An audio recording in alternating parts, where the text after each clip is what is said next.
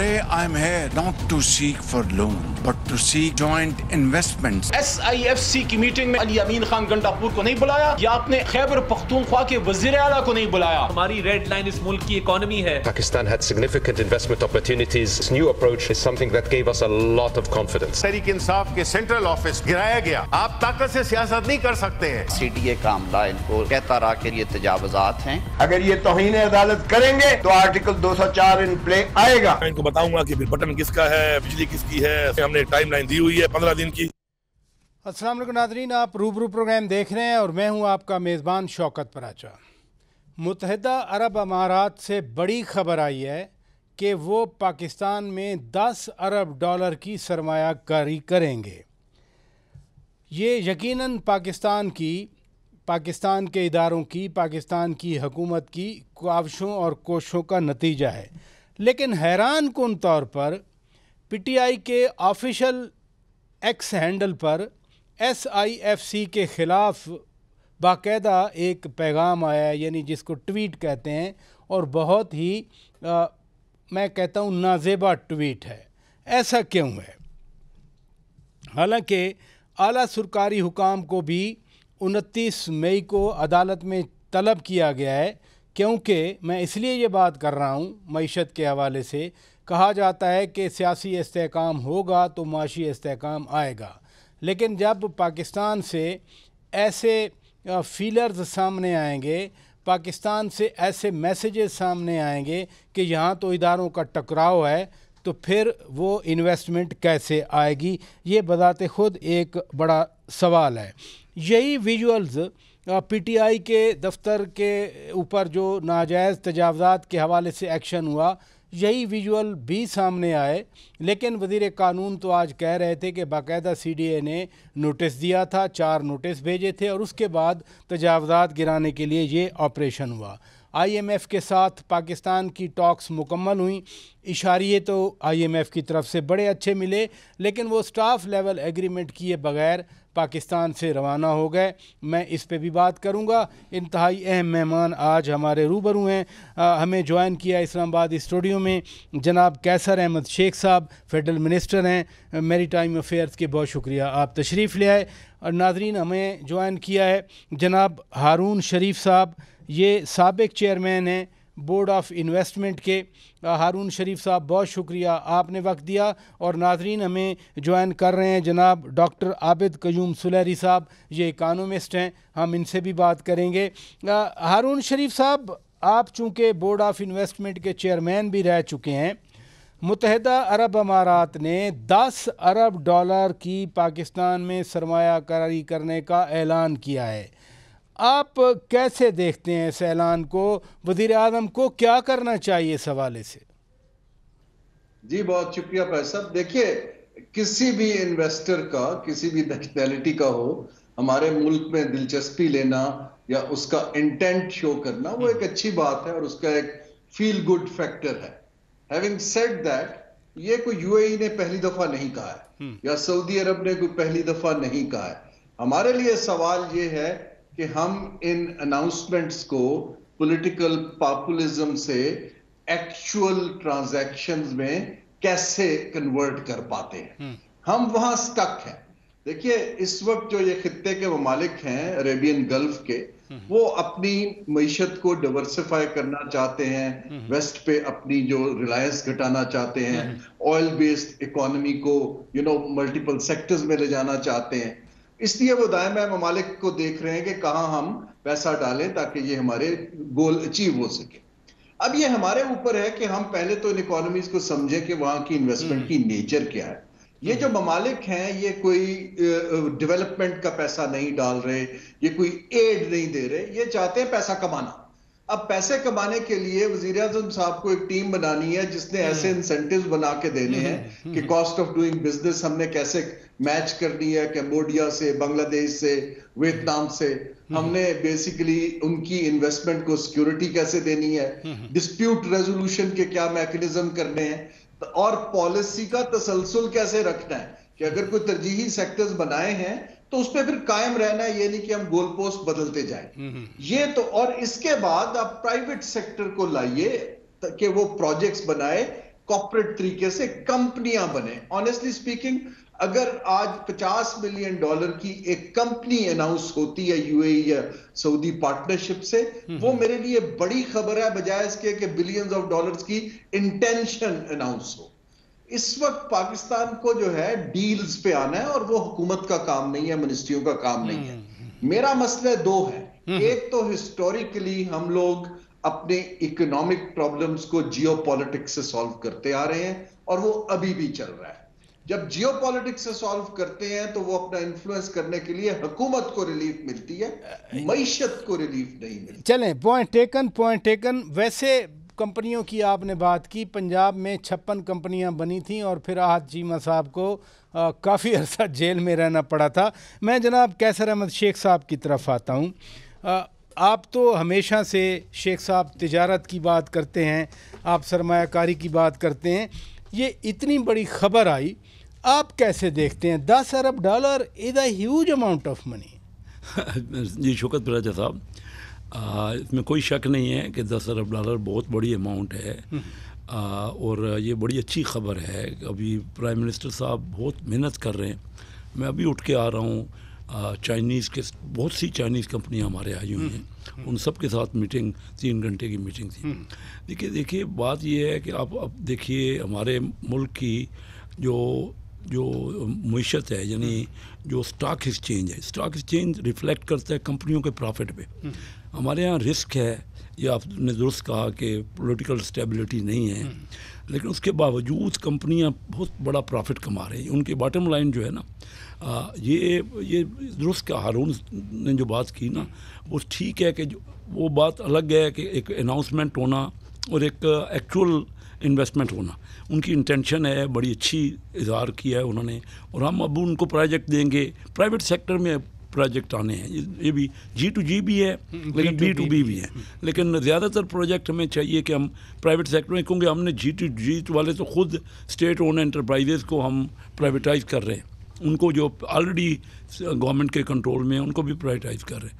ये देखिए मैं आपको कह रहा हूँ कि अब मेरीन, मेरे पास मेरीटाइम जी, मेरीटाइम जो है फिश जी, ये अब उसमें अभी रिसेंटली मार्क्स लाइन दुनिया की सबसे बड़ी लाइन है, वो उन्होंने सीरियस इंटेंशन की है। वो उनका विजिट हुआ, प्राइम मिनिस्टर साहब को मिले, मुझे मिले, अपना हमारे जो कॉमर्स को मिले, उन सबको मिल के उन्होंने कहा है जी कि हम आपके यहाँ ट्रांसशिपमेंट हब बनाना चाहते हैं, और फिर उनको बाकायदा वो फॉलो कर रहे हैं। यानी वो कल ही हमारी मीटिंग हुई, कल उन्होंने हमसे उनसे हमारी मीटिंग हुई, तो उन्होंने कहा $2 अरब हम आपको यहाँ लगाएंगे। ये जो है ना वो इंफ्रास्ट्रक्चर हमें बना देना चाह रहे हैं। वो प्राइवेट शिपिंग लाइन है, और $2 अरब वो पाकिस्तान में इन्वेस्ट करना चाह रहे हैं। उन्होंने बांग्लादेश के साथ एक किया है पिछले दिन। इस कंपनी का नाम क्या है? मार्क्स लाइन दुनिया की सबसे बड़ी लाइन है, ये डेनमार्क, यानी सादा अल्फाज में ये बहरी जहाज़ों की एक कंपनी है, और पाकिस्तान में वो $2 अरब डॉलर जो है इन्वेस्ट करना चाहिए। 750 जहाज़ हैं जो हमने वैसे ही रिसाइकलिंग करनी है। अच्छा, वो हम आपको यहाँ भेज रहे हैं। यानी ये हम बड़ा जल्दी इसको, वो बात देखिए ना, हारून ने ठीक कहा कि जब तक फिजिकली हो ना जाए मैं बड़ा ऑप्टिमिस्टिक हूँ कि वो कह रहे हैं कि अक्टूबर तक हम इसको फिजिकली कर लेंगे। उन्होंने हमें ये टाइम दिया है कि कल की मीटिंग में उनके साथ डायरेक्ट मीटिंग हुई है, और वो ये कह रहे हैं कि हम ये ट्रांसशिपमेंट हब आपका बनाना इसलिए चाहते हैं। हमारे किमाड़ी में ऐसी जगह है जो कि बड़ी डेप्थ है जिनकी, और वो बड़े जहाज़ दुनिया में ना आजकल बड़े जहाज़ आएंगे तो कम्पिटिटिव होंगे, उनकी कास्ट, क्योंकि फ्रेट बहुत ज़्यादा हो गया है। वो कहते हैं यहाँ बड़े जहाज़ लाएंगे, आपके यहाँ ट्रांसशिपमेंट करके छोटे फीडर वेसल जो है हम नेबरिंग कंट्रीज की तरफ, ये जो आपकी गल्फ कंट्रीज है, और न सिर्फ ये बल्कि आपका इंफ्रास्ट्रक्चर बना के हम सेंट्रल एशिया तक जाना चाहते हैं। ये तो आपने बड़ी अच्छी बात की कि हमारा सीपैक तो है ही सेंट्रल एशिया को एक्सेस देने के लिए। और मैं आपको बताऊं ना, देखिए ना, चाइना तो आपके यहाँ कर रहा है, इन्वेस्टमेंट ऑलरेडी कर रहा है, सऊदीया वाले भी आए, ये तो हमारे ट्रेडिशनल दोस्त हैं ना, UAE भी जो है, ये यूरोप से इतनी बड़ी इन्वेस्टमेंट का आना, इसका मतलब है माहौल ठीक है, वो भी देख रहे हैं, कौन किसको नहीं पता। पॉइंट टेकन जी, पॉइंट टेकन। सलारी साहब बड़ी मेहरबानी, आपने वक्त दिया। UAE سے 10 ارب ڈالر انویسٹمنٹ کا اعلان ہوا. شیخ صاحب فرما رہے ہیں کہ 2 ارب ڈالر کی یہ جو شپنگ لائن ہے یہ بھی کرنا چاہ رہے ہیں.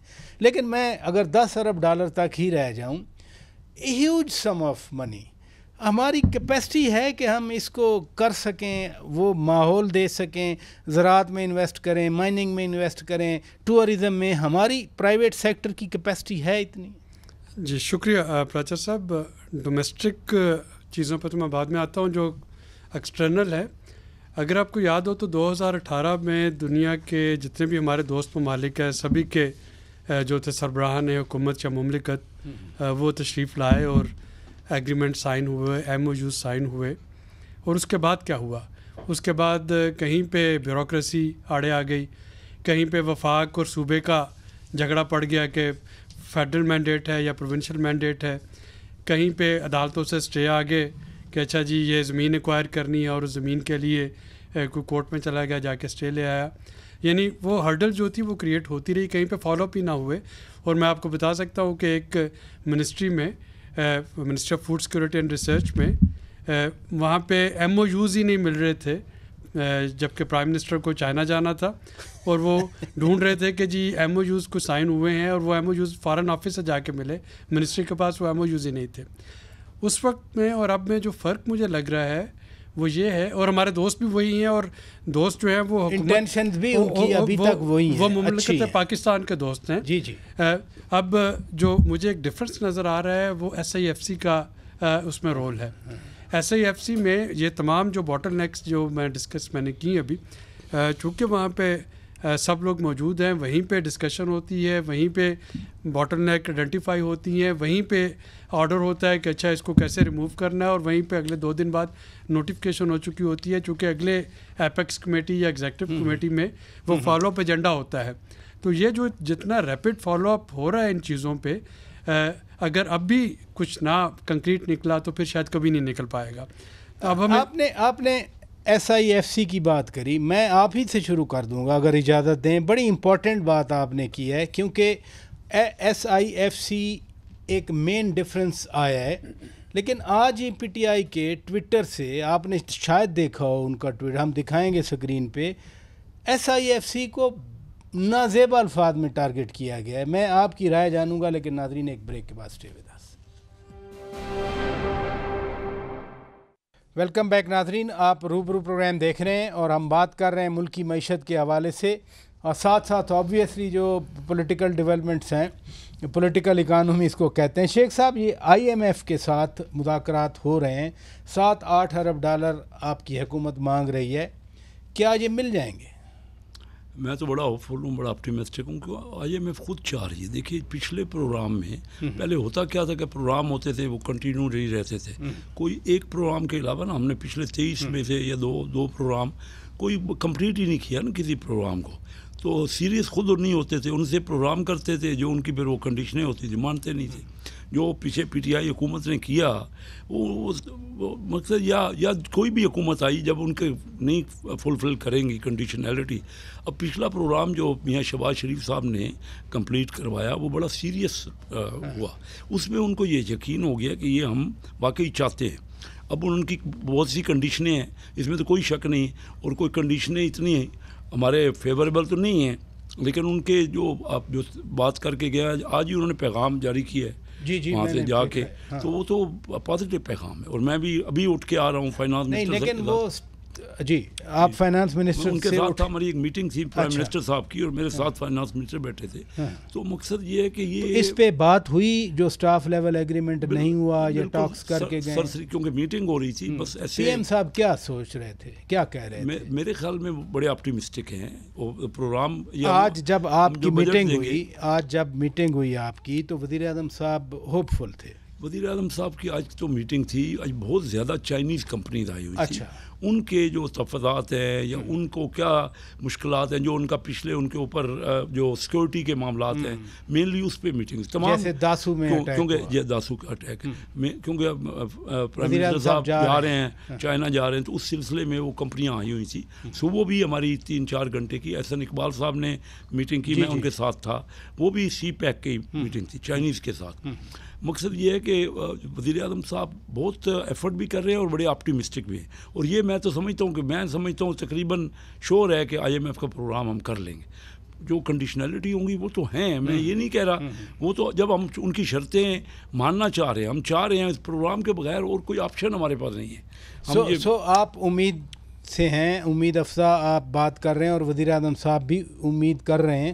ڈاکٹر عابد قیوم سلیری صاحب, اس میں تو کوئی شک نہیں ہے کہ IMF نے بات کی اور ماحول بہتر رہا, لیکن آپ کو یاد ہے جب یہ ڈیلیگیشن آیا تو انہوں نے سیاسی تناؤ کی بات کی تھی کہ سیاسی تناؤ جو ہے وہ پاکستان کی معیشت کے لیے یا آؤٹ لک کے لیے صحیح نہیں ہے.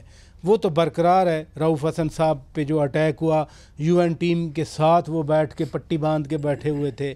پھر وزیر قانون آج کہہ رہے تھے کہ ان کا دفتر جو گرایا گیا ہے, جو تجاوزات میں آتا تھا جو پورشن یا باہر والا لان, تو سیاسی تناؤ تو اور بڑھ رہا ہے. اس بڑھتے سیاسی تناؤ میں پہلے بھی جب بھی PTI کی کوشش رہی, 25 مئی کو ٹاکس تھیں دبئی میں تو انہوں نے لانگ مارچ کیا, تو اب اس سیاسی تناؤ میں آپ کیا سوچتے ہیں؟ واقعی IMF کے ساتھ 7-8 ارب ڈالر کا اب معاہدہ ہونے جا رہا ہے؟ جی پراچر صاحب, پہلی بات تو یہ ہے کہ IMF کے ساتھ معاہدہ ہو جائے گا, اور میں شیخ صاحب کی تائید کرتا ہوں کہ جو پچھلا پروگرام اسٹینڈ بائی ایگریمنٹ جو کہ 3 حکومتوں نے مل کے پورا کیا, PDM سے شروع ہو کے کرنٹ گورنمنٹ تک, یہ پہلا پروگرام ہے جس میں ویور کوئی نہیں لیا گیا. ایون جو 2013 سے 17 والا پروگرام تھا ڈار صاحب والا, اس میں بھی 10-12 ایکشن تھے جس پہ پاکستان پورا نہیں اتر سکا تھا اور ویور مانگنا پڑا, اور وہ ہمیں ویور ملا. یعنی ویور کا آپ کا مطلب ہے جو شرائط طے تھیں وہ پوری نہیں کی گئیں اور ان سے معافی مانگی گئی کہ یہ ان کو نکال دیں, یوں ہی کہہ لیجیے, ایسے ہی نا. ہاں, تو یہ اس دفعہ یہ پہلا پروگرام ہے پاکستان کی جو پوری شرائط پر عمل درآمد کیا, عمل درآمد تو ایک کریڈیبلٹی بن چکی ہے. اب رہی بات کہ یہ IMF کا سٹاف لیول جو مشن کا جو ہونا تھا وہ نہیں ہم ایکسپیکٹ کر رہے تھے, اور اس کی وجہ ہے کہ آپ کا جو اگلا فیڈرل بجٹ آ رہا ہے 7 یا 8 تاریخ کو, وہ مشن کا سارا فوکس جو تھا میرے خیال میں وہ یہ تھا کہ اگلے بجٹ کے خد و خال جو ہیں ان پہ ایک ایگریمنٹ کیا جائے. یعنی حکومت اپنا پیش کرے گی کہ جی ہماری آمدنی اتنی ہے, ہمارے اخراجات اتنے ہیں, یہ ان میں گیپ ہے, پھر آپس میں ڈسکس ہوگا کہ اخراجات کہاں سے کم کیے جا سکتے ہیں, آمدنی کہاں سے بڑھائی جا سکتی ہے, اور اس پہ جو بھی ایگریمنٹ ہوگا وہ بجٹ میں آئے گا. اس کے بعد جو اگلا سٹیپ ہے کہ حکومت اس بجٹ کو نہ صرف پیش کرے بلکہ اس کو پاس کروائے, تاکہ اس میں کوئی سیاسی پریشر یا سیاسی مصلحت نہ آ جائے. جب یہ سٹیپ ہوگا تو اس کے بعد آپ کے اگلے پروگرام کا نیگوشیشن سٹارٹ ہوگا. اگلا پروگرام جولائی کے وسط میں یا جولائی کے تیسرے ہفتے سے پہلے نہیں آئے گا, اور اگلا بجٹ اس کی پرائر کنڈیشن ہے.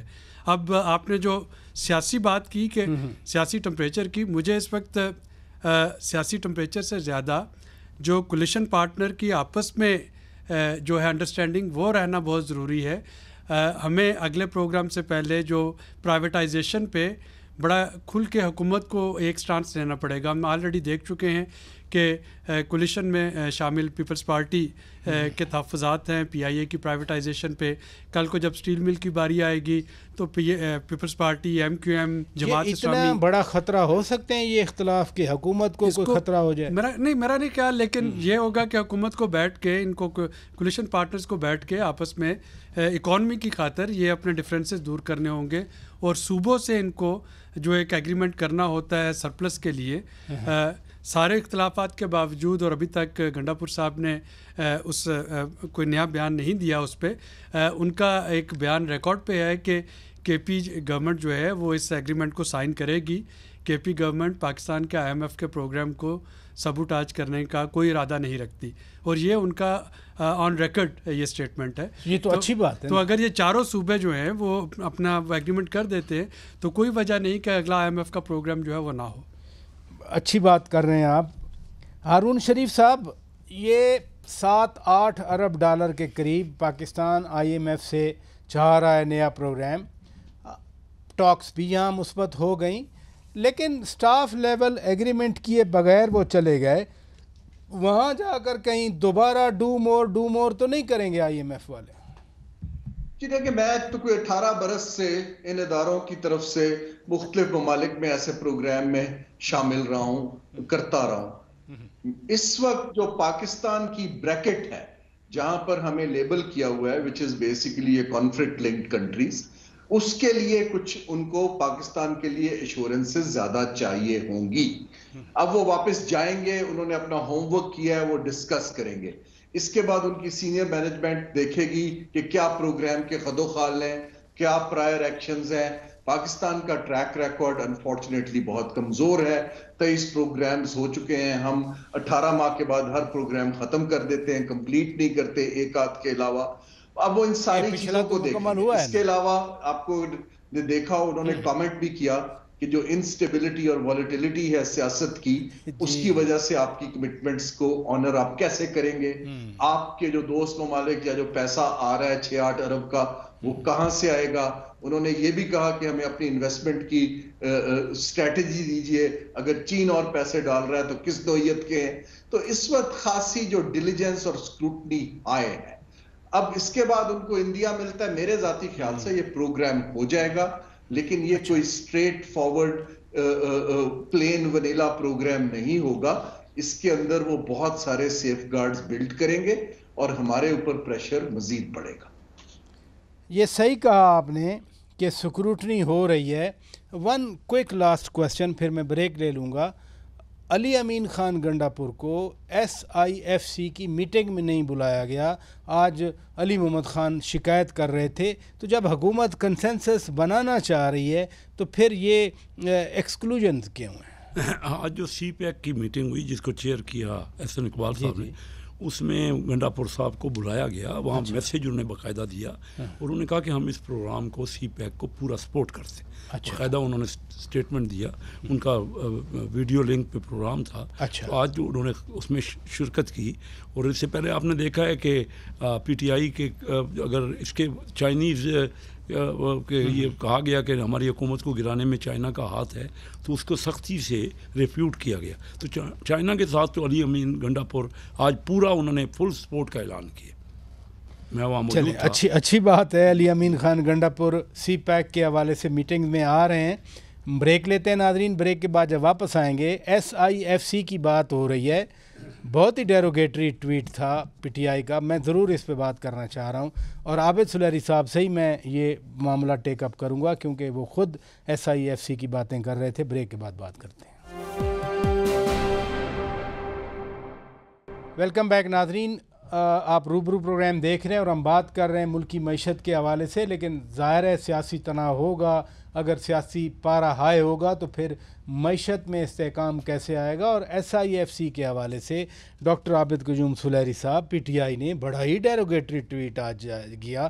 ہم وہ سکرین پہ دکھا بھی رہے ہیں. SIFC کے خلاف اس ٹویٹ میں جو زہر اگلا گیا, سوشل میڈیا پہ آیا گیا, پھر تو یہی امپریشن پڑتا ہے نا کہ ملک میں معاشی استحکام نہ آ سکے. آپ کیسے دیکھتے ہیں؟ پروفیسر صاحب, اس ٹویٹ کے بارے میں تو کوئی PTI کا ترجمان ہی شاید اپنی پوزیشن واضح کر سکے. میرا نہیں خیال کہ کوئی بھی سینسیبل اس وقت فرد پاکستان میں اس طرح کی کوئی چیز جو ہے وہ کرنا چاہ رہا ہوگا یا اس کو کرنی چاہیے, جبکہ آپ کا ایک بالکل کراس روڈ پہ آپ کی اکانومی کھڑی ہے. اور جیسا کہ میں نے آپ کے پہلے سیگمنٹ میں کہا کہ اگر اب نہیں ہوتا تو پھر شاید یہ اگلے کئی دہائیاں نہیں ہوگا. یقین کریں, میں نے جب یہ ٹویٹ دیکھا نا تو میں نے وہ ٹویٹر ہینڈل چیک کیا کہ کسی جعلی ان کی طرف سے کوئی کسی نے جعلی بنایا ہو اور پھر یہ لگا دیا ہو ان کو ڈیفیم کرنے کے لیے. لیکن جس ٹویٹر کو میں فالو بھی کرتا ہوں, اس کو خبریں ہمیں چاہیے ہوتی ہیں, ہم جرنلسٹ ہیں, تو میں خود بڑا حیران رہا کہ جیسے آپ نے کہا کہ کوئی سینسیبل آدمی اس طرح کا ٹویٹ کرے گا, میں بھی اسی طرح حیران تھا. دیکھیے, میں اس کی وجہ یہ ہے, SIFC کو میں دوبارہ دہراتا ہوں, آپ کے جو اس وقت دوست ملک ہیں جن کی طرف سے آپ انویسٹمنٹ لانا چاہ رہے ہیں, وہ کیا ہیں؟ وہ سعودی عربیہ ہے, وہ UAE ہے, وہ قطر ہے, چائنا ہے, وہ قطر ہے, ٹھیک ہے, وہ ٹرکی ہے. اب یہ وہ ملک ہیں جہاں پہ کہ ہائیسٹ پوزیشن پہ بیٹھا بندہ اگر ہاں کہتا تو اس کا مطلب ہاں ہوتی ہے, اگر نہ کہتا تو اس کا مطلب نہ ہوتی ہے.